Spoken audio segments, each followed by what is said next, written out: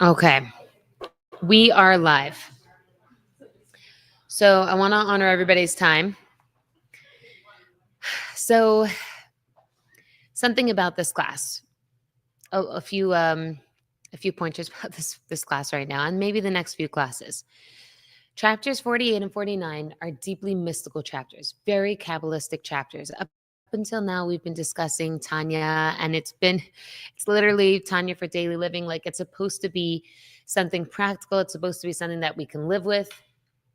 Chapters 48 and 49 obviously do have some sort of practical implication. We're not going to be getting to the practical implication yet today as much as we would like to, because the concepts are really big and you kind of have to like wrap your mind around it to the extent that we can wrap our mind around God. So that being said, today's class is going to be a little bit shorter because I don't want to bring too many concepts and then we just drown in it. I want to bring enough concepts that we could bring some examples, really understand it, get it, and then move on to the next piece. So technically, even though Rabbi Paltiel has like another, like he just does 40 and 49 in 2 classes, we're probably going to spend like 3 or 4 classes on it just to make sure we're getting these concepts, getting these ideas, because his class is almost like based on, his class is like Kabbalah 111, not Kabbalah 101. And like some of these terms really need to be understood properly. So we're going to start from the beginning. We're going to try to understand them, but that's just important to say. So let's do a slight review. I know some of you already reviewed, and last week's class, chapter 47, is kind of still part of what we were talking about before. So let's just bring everything into context. What we've been talking about in the wider context of everything is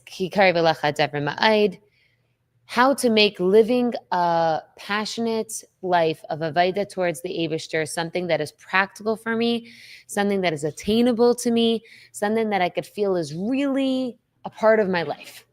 How is this really something close to me? And the Alter Rebbe has been going through this entire Tanya, the last 48 chapters, describing how we can make God real to us and how we can live a real lifestyle with God as a present being, a present experience in our lives. Even though we can't see him, even though we can't feel him, even though we're stuck in the material bodies that we are, it's still so attainable, so accessible for us for many different reasons, right? The Alter Rebbe has been listing because you have an neshama, because you have this ability to tap into something you already have. You have that latent love and fear. Because I'm giving you these meditations. If you only thought about this, it would help you get to a place where you can love and fear him. And then we had the concept in chapter 46 where if you only just thought about gratitude, like here's a model of gratitude. If you think about this mashal about the king coming out of his palace and coming to gather you up into his inner chamber and shower you with hugs and kisses, like wouldn't you be able to like just use that and come to a state of love and fear towards the Eibishter? And then we were speaking about Yetzias Mitzrayim and how integral Yetzias Mitzrayim is to our daily part of our life, and how even just thinking about Yetzias Mitzrayim and inculcating into the part of our everyday living would help us get attuned to breaking barriers. And that concept of breaking barriers is part of getting attuned to the godliness, the infinite that is within ourselves. The more that we could see ourselves as not limited beings, the more we could see ourselves as Hashem is a part of our lives, like the infinite is within, and I'll see myself less from a limited perspective and more from a godly perspective, the more I'm getting attuned to this closeness, this accessibility to Hashem. Okay, so the Alter Rebbe has been so clear, like so on point, so themed in what he's trying to present to us, very practical way of attaining this close relationship with the Eibishter. Now we get to chapter 48 and 49, and the Alter Rebbe takes a moment to explain the whole process of creation, okay? We'll get to, again, why this is practical and how to make it more practical, but he begins to take these concepts in Kabbalah and make them, and explain them a little bit more. So we're talking about concepts that are written in the Zohar that are spoken about throughout the Zohar, throughout Kabbalah, and other Kabbalistic sources. And he wants to explain them here. So when we, let's say, harken back to the concept of kamayim apanim lepanim kein leva adam ela adam, right? The concept we were talking about a few classes ago, where just like water reflects face, so too the heart of a man reflects the another person's energy. And we spoke about how if we thought about that concept and we thought about gratitude and how if we mirror it up to Hashem, Hashem is mirroring back to us, that whole concept. So he wants to illustrate that a little bit more in a relationship with Hashem and in relation to how Hashem creates the world.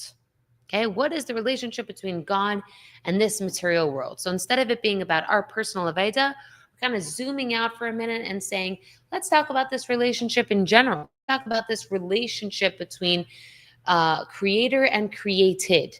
What is that? What happened there? How did that all come into being so that we could better understand who we are and where we stand in this relationship as created being?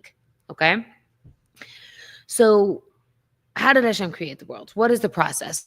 So the way it's recorded is Hashem looked into the Torah and then Hashem created the world. We know that the Torah is supposed to be like this blueprint for creation, and it's kind of like it's the direction for which the world was created. Now, most of us look at the Torah, we read through Bereshis, and we don't see, the beginning of Bereshis, it sounds like Hashem is doing the process of actual creation, but there's no instruction on how to actually do that. And it doesn't really make sense that this is quite the blueprint. So in order to understand that, we have to understand that Hashem also created the Torah, right? And the Torah is Chachmas Hashem, the knowledge of Hashem. That means that the Torah is something that in an external way, of course, the Torah is so much more than this, but in an external way makes sense. There's aspects of the Torah that make sense. There's Chachma there. There's knowledge, right? So we're talking about Hashem in his infinitude has created something that is in relation to us created beings down here. There's this segue of things making sense, of there being a byproduct of Chachma, and through that, Hashem created the world.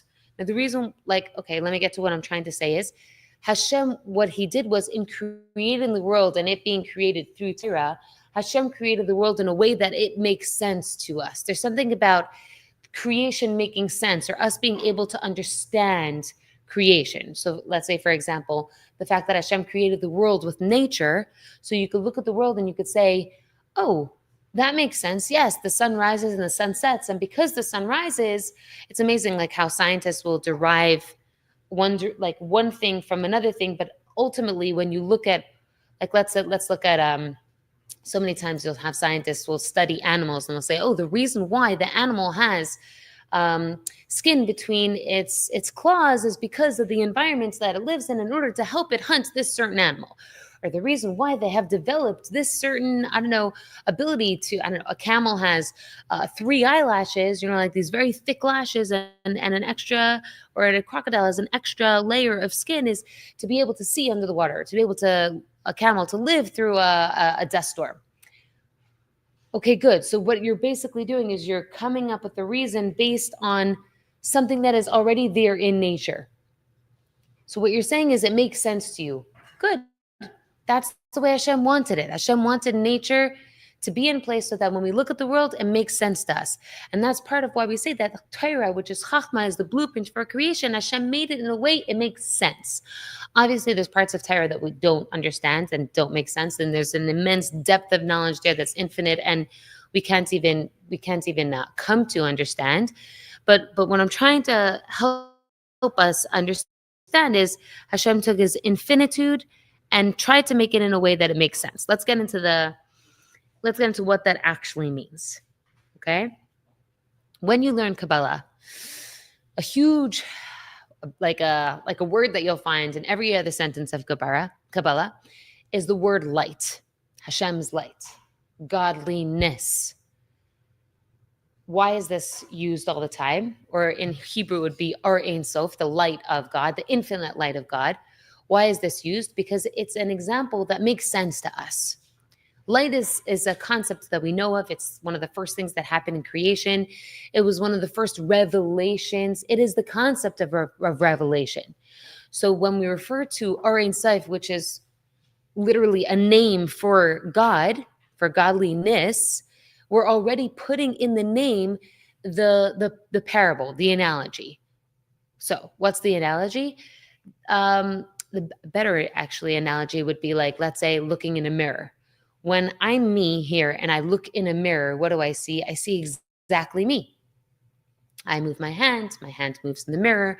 I sneeze, I see myself in the mirror. But the mirror is not me, right? It's just a reflection of me, right? So in the example of, let's say, light, when you say godliness, or you say the light of Hashem, is the light God? No, right? Just like the light of the sun, it's not the essence of the sun. It's something that's traveling, right, away from the sun. It's the impact of the sun. It's the energy from the sun. It is not the essence of the sun. It's not you touching the sun. It's sunlight, right? So when we're discussing this part of Hashem, or Ein Sof, what we're talking about is godliness. Do we know God? No. There's no way to know God. There's no understanding of the concept of God. Hashem squished himself, Hashem squeezed himself to be able to be godliness, which means I can't look directly at the sun, but I could look at sunlight and I could see what sunlight is and I could see the power of sunlight. The essence of the sun is way too much for me to handle, right? Now, when it comes to godliness or Sof, when we talk about Or Ein Sof, does it have an I? Does it have an ego? Does it, like the reflection in the mirror, does the reflection move by itself? No, right? I mean, that's what all these like scary books and movies have, where like someone steps out of the mirror. That's why my kids sometimes are scared of mirrors. Why? There's something like weird about you being there, but not really being there. What is a mirror? It's just exactly your reflection. So what is Or Ein Sof? Or Ein Sof is a literal reflection of God. It is nothing other than God. It doesn't have an ego. It doesn't have an I. It doesn't have anything other than it. So if we took that Or Ein Sof, where Hashem squished himself to become godliness, and we asked Or Ein Sof to create a world, what it would do is it would create a world that had no ego, that had no other knowledge other than God. Because a reflection can't create something other than what it's reflecting. It just can't. So the next process of creation was, it's actually interesting because creation is called olam, world, and hidden in that is helem, which means hidden. The next process of creation was hiddenness. So from Or Ein Sof, what had to happen was a creative process of hiddenness, where Hashem had to limit himself, hide himself, push himself even more, squeeze himself even more, where there's the opportunity, there's the possibility of an other thinking of itself as an other. And that's a huge part of creation. So much discussion on this between the Kabbalists and philosophers. What does this actually mean?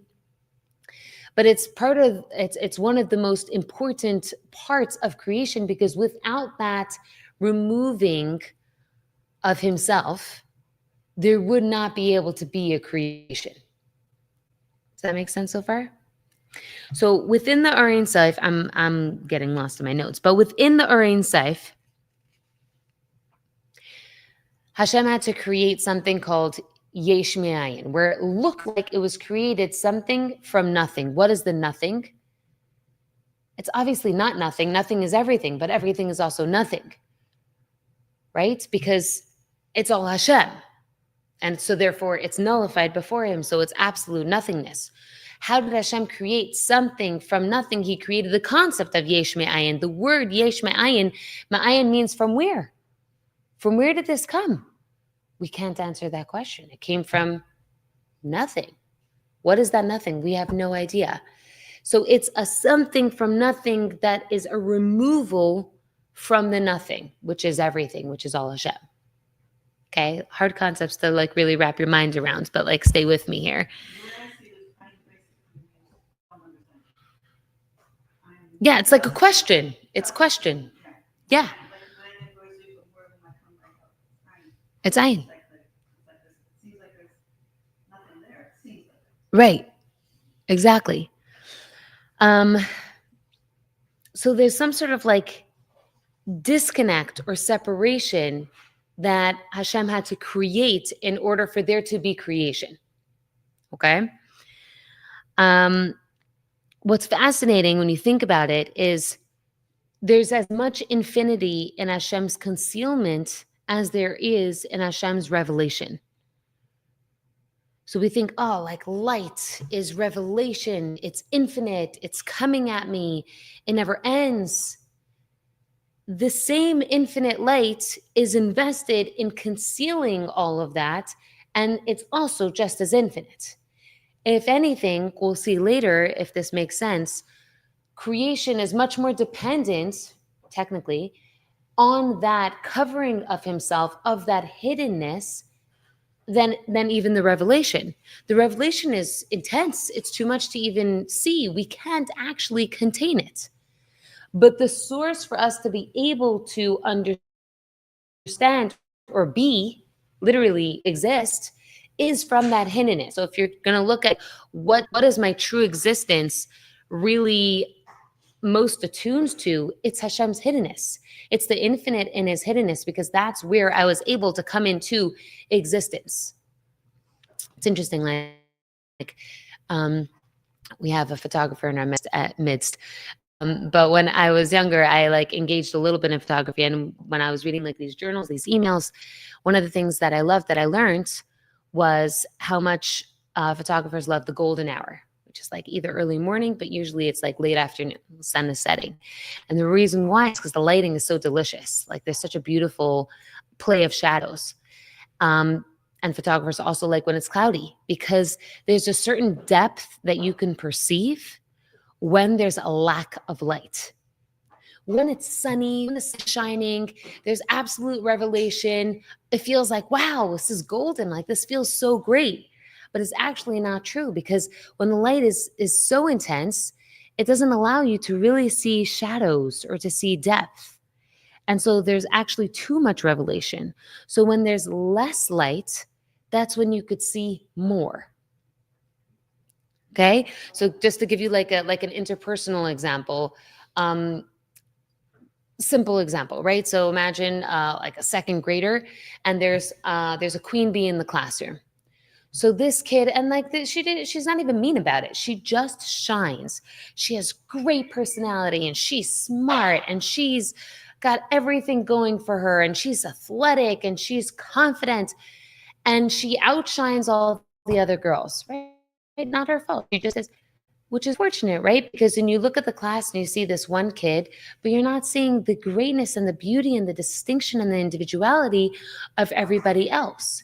If she, in a way, right, if she was good about it and she contained herself, then there would be space for others to also have a voice, right? So we're talking about a second grader, but like, let's say they're having a class discussion, and she leads the discussion, and she says everything, and everything she's saying is smart and it makes sense, and the teacher loves it and all the girls love it. Technically nothing is wrong, right? There's just beautiful revelation, but at the same time there's no space for others. So if she contained herself a little bit, and I'm not trying to say shut herself down, silence her voice, or any of those things, chas v'shalom, but like if she just made space for others a little bit, then it would allow others to have a time to shine. That's kind of like the concept of like raising your hand, so that the teacher has the ability to allow everybody to have a chance, right? Not just the kids who know all the answers and the kids who are smart. So to allow everybody to have their moment, to make space for others, right? So interpersonally, we could understand what that is. We have felt outshined by others, and we have probably been in a position where we are outshining others as well. And that containment is something that we can all relate to, okay? So the fact that Hashem is containing himself makes space for creation, technically, to feel like they exist. Does anything really exist outside of God? No. If you look at the reality, true reality of the world, everything is within him. It's just him allowing us to have perception that we exist. And that had to happen with the hiddenness. So from that light of our Insaif came this even further squeezing, where Hashem is using the Aryan Saif to hide himself, which is a very strong, this is the reason for creation. And then, and we could get into this later, maybe we'll get into it later, Hashem shines a new finite light, and from there gives the possibility for us to have purpose, for us to understand that now that we are a world, for us to see like a ray of light that seems clear to us, that we're not overwhelmed by, the kind of light that we could actually perceive, that we could actually contain, that we could understand. Okay? So an example for that would be, let's say, imagine there's a light show, right? What makes there a possibility for there to be a cool light show? So like in Yerushalayim, I think there was, on the walls of Yerushalayim, there was like on Ir David or something, there was a light show. How does that happen? There has to be a wall, obviously. There has to be light. So it has to hit the wall, right? Something has to contain it. If there's nothing at the end, the light just shines and it just never actually defines itself. And there also has to be darkness. So that's how a light show happens. There has to be darkness, there has to be definition. Now what if you took that beautiful light show about Israel and you did it inside the sun? Is the light show playing? I mean, like, technically maybe you press play, but it's not happening. There's no one to receive it. It doesn't exist. It's not perceived. It's not contained, right? So this process is like the Kabbalistic process for creation. There was, Hashem created Or Ein Sof, again, which is godliness, not him. There's like the sunlight. Then there had to be a removal of him, even more hiddenness from the Or Ein Sof. And then from there, almost like a reintroduction to, okay, this is what your world now looks like. A channeling of creation, of life into this world. Okay? Let's talk about a different concept that's talked a lot about in the Zohar. These two terms, probably you've heard about them. Maybe we've even mentioned them in class. I think I remember that. The Zohar defines two gifts that Hashem gives to the world, that Hashem is mashpia on the world with. What is these two energies or these gifts or these hashpahs? One is called Sovev and one is called Memalei. So if you've heard them before, or if you could translate, Sovev is a godly energy that surrounds, and Memalei is a godly energy that fills. Okay, it enters and fills. And the question that comes up is, why are we using such temporal words to describe God? This is like so weird. Weren't we just talking about Hashem is so beyond time and space? Why are we using space as a way of interacting with Hashem, or seeing that Hashem infuses his light into the world? It just seems so funny to use words that mean space when Hashem is so infinite and so beyond. So to better understand it, it actually is, Sovev is Hashem's energy that surrounds, which means that it's hidden. It's not something that is directly perceived by all. So imagine, whatever. Let's say there's a bunch of kids putting on a play and there's a curtain in front of the audience. So the audience, everyone's looking at that curtain and nobody could see what's behind that curtain. It's not like some people have supersonic vision and could see it and some people can't. It's a complete covering. It's a complete hiddenness. That's kind of what Sovev is. It's like surrounding in a way that everybody has equal measure, equal access, equal perception of this energy. And Memalei is different in that it's more nuanced. It actually depends on how well the recipient is able to contain or receive this level of godliness. It fills, okay? Many different examples to differentiate the difference between Sovev and Memalei. A beautiful, actually a really interesting example that just occurred to me. I don't even know if this is, you could tell me if the science is wrong or not, but you could tell me, and I could be wrong, but there's a concept of stem cells and there's the concept of particular cells, right? So I think that's why there's so much stem cell research, because from stem cells, you could create cells that are able to um, recreate themselves specifically into one area, right? So the way, let's say, a baby is formed is that there's all these cells and they're all splitting, and Hashem miraculously makes it that the cells that are going to split and to create a heart are now they all have that genetic makeup to now make hearts, whatever it is to make hearts. And then there's cells that are genetically written up to create brain. They're all specific to the organ that they are going to give energy to and to recreate, as opposed to the stem cell, which, again, I could be wrong, so this may be a terrible example, which has infinite basically ability to create. It hasn't yet been programmed to create a certain organ or to look a certain way. It's still like fluid. It's still open-ended, right? So if you look at the life force of a human being, tell me if I'm wrong. And am I making things up? Okay. I should do more research before I use that as an example, but it just occurred to me it's like such a great example. Meaning even if we didn't use cells, but we just look at the example, the concept is there's a life force for your entire body, right? There's your body is alive. When you wake up, it's not like, oh, first my eyes wake up and then my nose wakes up and then my tongue wakes up, that you're up, right? So there's like this life force of your entire body. Everything gets this equal force. It's all united. Nothing is getting differentiated life source. And then there's ability for each part of you to function, right? So like someone's tongue is functioning. I don't know, some people are better with their taste buds than definitely me, right? So her light source or the energy that's coming into her tongue is more specified. It's different. It has more ability than mine. So every part of our body gets a different kind of life source. Your eyes get a certain life source. Your fingers get that certain life source to feel, to touch, to hold. The dexterity is different. Your ears get a different life source. All of that is all personalized and tailor-made to fill the specific need of that organ or that part of your body, which is different than the Sovev Kalmen energy of your body, which is your entire body is alive and it just is and it's working. And what's interesting is, like, for example, where was I reading this? There's such a thing where technically the brain part of your organ still works, but the specific organ itself doesn't work, right? So like there could be a person who can't see out of their eyes, even though technically, according to their brain, it should work. But there's something about the eye itself that's not working, whether it's from a trauma or from a specific something that happened in their eye. But that's an interesting concept too, to think like the brain itself is sending the life sources working. Everything should be functioning. It's firing.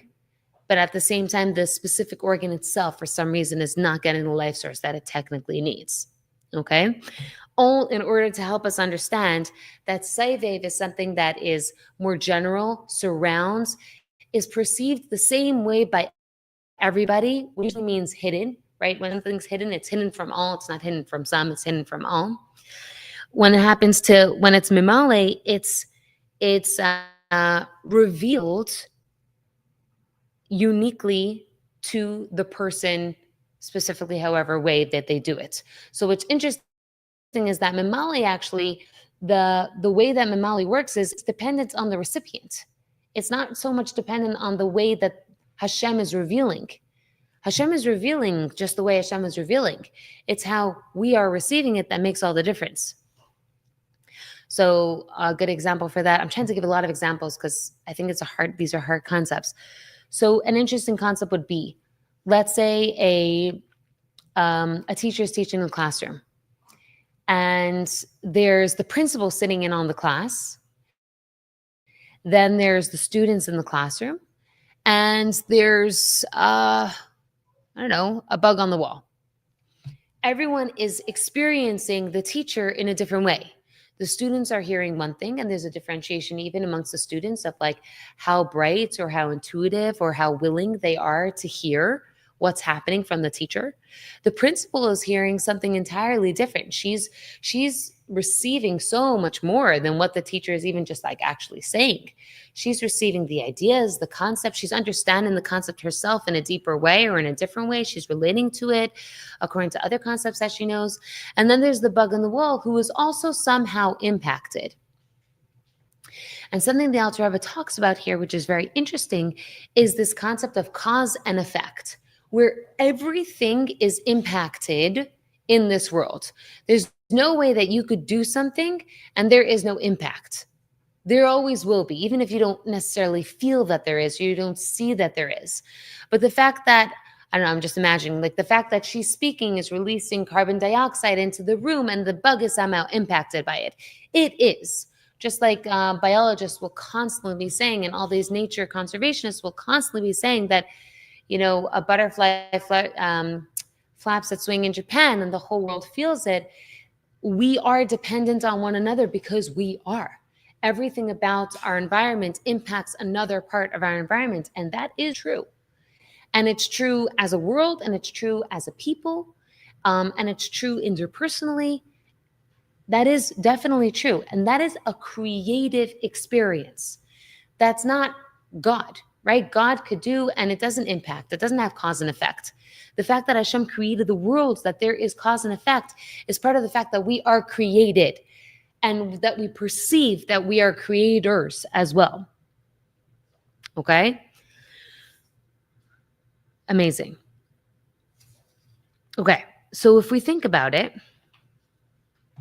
when we think about creation, right, we're often thinking about the 6 days of creation and Hashem rested on the seventh day.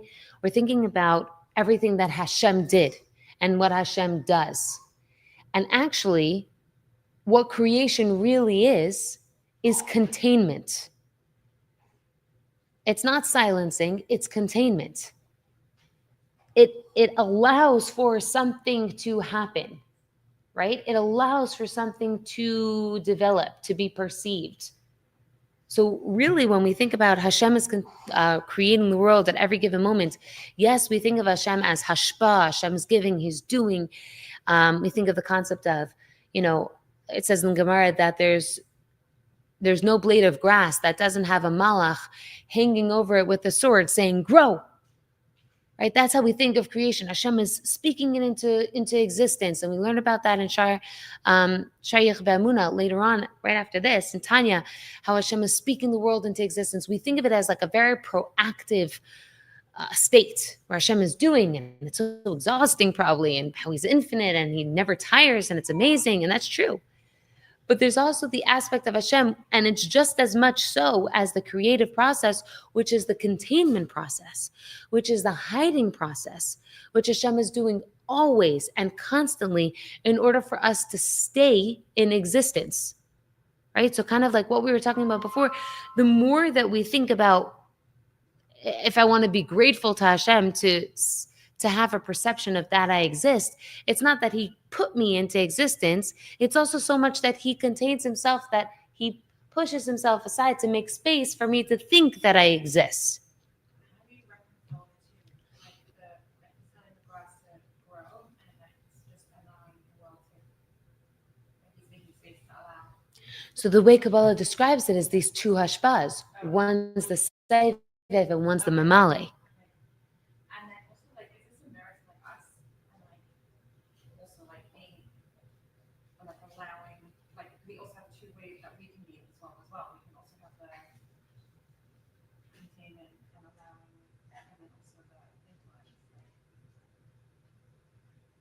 Beautiful. Meaning that's going to get some more practical, but if we want to make it practical right now, beautiful. No, and it's good. It's good for us to also walk away with like, okay, first of all, these concepts are huge and it's so incredible. And even just learning about the way Hashem creates the world inspires you to think about like what this world is and how Hashem created it. But 100%, right? Is that our purpose? Part of it. But how often, like more often than not, let's like go back, let's say to Ava and Yira, right? So many times we spoke about love and how love is so much more accessible and exciting, and it looks like what a relationship actually is. And then we also spoke a lot about like what Yira is. What is Yira? Yira is making space for another person. It's acknowledging another person. It's not giving to them and showering them with love. It's actually allowing them to just be sometimes, or to respect and see them as a whole, right? So there's this aspect, even in just an emotional way, in relating to another person and also in relating to Hashem. There's this duality of giving, doing, hashpa in this way, but this is another kind of hashpa that Hashem is teaching to us through creation, that by allowing another person's space to exist, what you're doing is you're giving something to them too. So there's definitely part of that in our everyday lives, and it's probably interesting to think about, like, how do you do that? I know for myself, especially when it comes to, let's say, parenting, so many times with parenting, you're thinking about, like, oh, this is a teaching moment. It's a teaching moment. I just took my kids to SeaWorld because I wanted it like a teaching day. So that's why all this is coming up, right? So we went to SeaWorld. I was so excited to show them. Like, I used to go to SeaWorld as a kid all the time. I love animals. I'm going to teach them everything. And then there's also being quiet as a parent for a moment and allowing them to have their own experience. What's coming up for them when they see an orca? What's coming up for them? How are they interpreting this experience? And it was very interesting to note. So, like you could see in the pictures, I have a son who's in complete awe. Like, I have all these pictures. He's so excited. One's passionate, one's in awe. And then I have a different child who started feeling really sick, like feeling not okay, whether it was anxiety or just like, and I'm talking to her, I'm trying to understand what it is. And she felt awful that these beautiful animals are in captivity, and like these incredible beings, which it was interesting. Like, one of my kids, he was like, it's not just that killer whales live, in the Pacific Ocean. Killer whales are found all over the entire world. The world is their oyster, and they live in this tiny little tank in San Diego, and my daughter was having a hard time. She's like, can we leave? Like, this is so nice, Mommy. Thank you so much for taking us, but could we leave? It was a project for me to not squash that and be like, you should be grateful, or like, this is amazing, because that would be me trying to bring it to her, impress upon her that this is what this experience has to be. No, she's allowed to have her own experience. So there's like, even just, this is like a simple parenting experience, but like just the containments of me so that they could have all of their own experience in a day trip in SeaWorld. But it's so important for us to consider that that is creative, and that actually is creation. And Hashem shows that to us and the Alter Rebbe is really teaching it to us in how Hashem brings us into being at every given moment. It's not just the hashpa that looks like this, imprinting on the world. That was introduced after the kav that the Zohar talks about, that finite light that Hashem shines into the world to give us direction, to help us know this is what a creation is. That came after the hiddenness. So for us to look inside for us to look inside of ourselves and in our relationships and in the way that we interact with people and in the way we interact with Hashem, and for us to say, where could I take a step back? Where could I experience some containment? Right? So often we're talking about spread your light, share your light. We're in the month of Kislev, like literally share your light, teach another person. Yes. And also know that even if I am there to like share my light, the more I could also take a step back, another person could just shine. Like, you might find that you don't have to teach everybody everything. If you just give them space, they might just discover their greatness within themselves, right? I see this a lot with coaching. Like, I'm not here to teach you. I'm not here to tell you what to do. I don't know all the answers. But if I just like sit with you and I create a container for you to sit with what it is that's coming up for you, you might, in realizing how incredible you are and how you have answers, that might just come to the surface by me just sitting here with you and containing this story with you. It's not me trying to make hashpa and like put it on you. It's me having hashpa in a different way, creating a container so that the other person has space to surface. Okay? So the hiddenness is creation. So just to do a brief review of what we're talking about here, we spoke about Urin Seif. spoke about the removal, the hiddenness, the reintroduction of light, the kav, as it's spoken about. Then we spoke about these concepts of Sovev and Memalei kol omen. Sovev is surrounding. It's hiddenness. It's the same for everyone. Memalei kol is filling light. And it's specified and it's unique and it's dependent on the recipient. It's revelation, dependent on the recipient. Both of those are hashpah. They just look different. If anything, the hiddenness is extremely important for creation to happen.